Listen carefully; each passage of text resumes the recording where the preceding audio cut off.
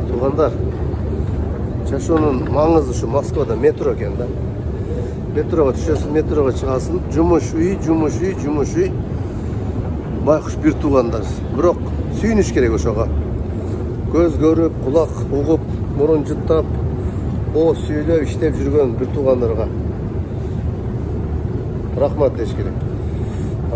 Негизи жалпы алып караганда иштери жакшы экен.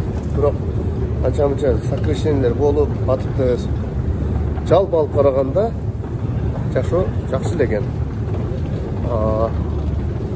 Шашылган элдер. Азыр эскалатор иштесе дагы шашылып түшүп кетип атышат. Кыямат акыретке ушундай шашылсак, намазга ушундай шашылсак, кандай бактылуу болот элек.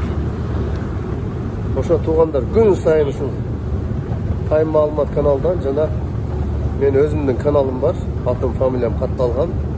Ошондон көрүп турасыздар. Москвадагы бир туугандар ойгонот деп мен ишенем.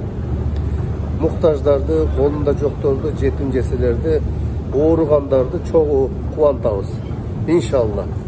Күн сайын көрүп, таркатып, телеграмга катталып туруңуздар. Аман болуңуздар.